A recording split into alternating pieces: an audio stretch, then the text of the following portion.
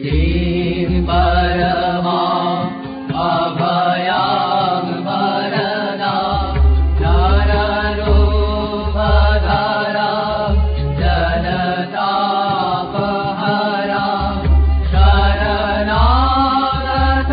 सेवक तोषकरीं प्रणमामि परां जननीं जगतां शरणागत सेवक तोषकरीं प्रणमामि परां जननीं जगतां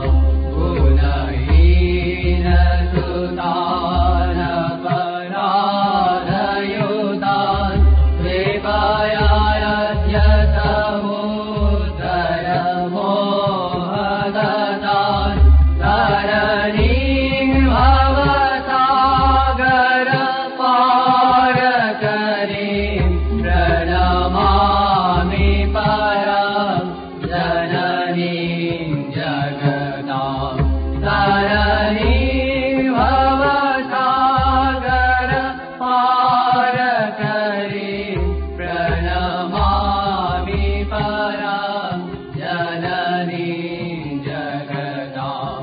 विषयं कुसुमं परिहृत्य सदा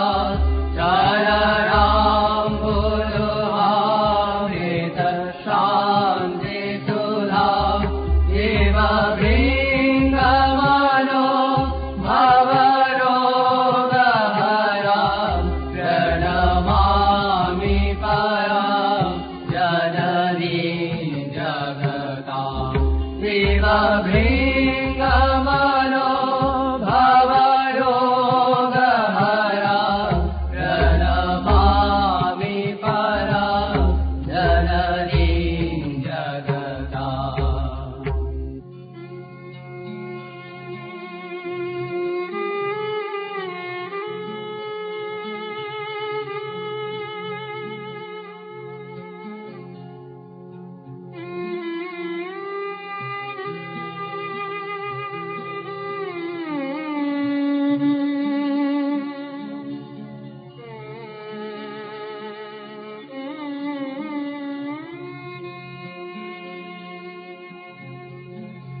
कृपां कुरु महादेवी सुतेषु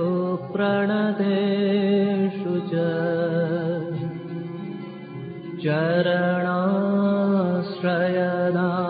चरणाश्रयदानेन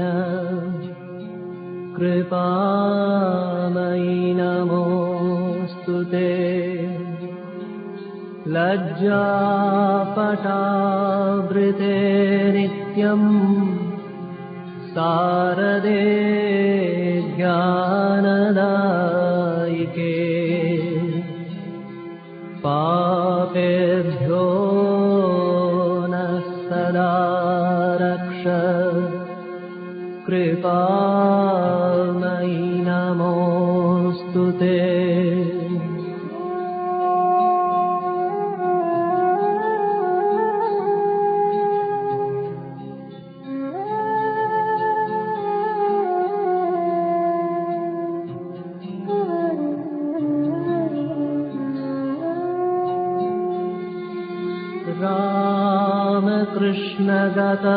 रामकृष्णगतप्राणां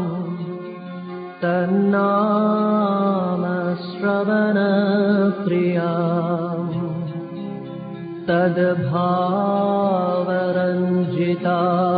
तद्भावरञ्जिताकारां प्रणमामि मुहुर्मुहुः पवित्रं चरितं यस्या पवित्रं जीवनं तथा पवित्रता स्वरूपिण्यै तस्यै देव्यै नमो नमः।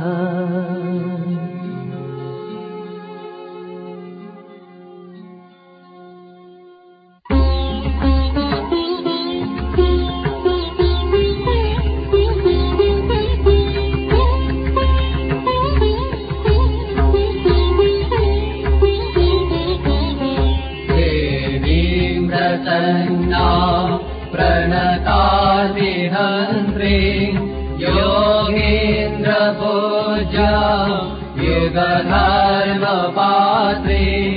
देवीं प्रसन्ना प्रणताद्विहन्त्री योगीन्द्रपूजा युगधर्मपात्री तां शारदां भक्तिज्ञानदात्री तां शारदां भक्तिज्ञानदात्री दयास्वरूपा प्रणमामि नित्यं स्नेहेन बध्नासि मनोस्मदीयम् दोषानशेषान् सगुणीकरोषि आहेतुनानो दयसे सदोषान् आहेतुनानो दयसे सदोषान् स्वाङ्गे गृहीत्वा यदिदं विचित्रम् प्रसीद मातर् विनयेन याचे नित्यं भव स्नेहं भक्तिसुतेषु प्रेमैकबिन्दु चिरदर्शचिते प्रेमैकबिन्दु चिरदर्शचिते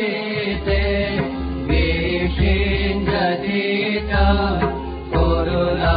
सुशान्तम् प्रेमैकबिन्दु चिरदर्शचिते विषिञ्जतीर्थं कुरुना सुशान्तम् जननीं शारदां देवीं रामकृष्णं जगद्गुरुं पादपद्मे तयो श्रुत्वा प्रणमा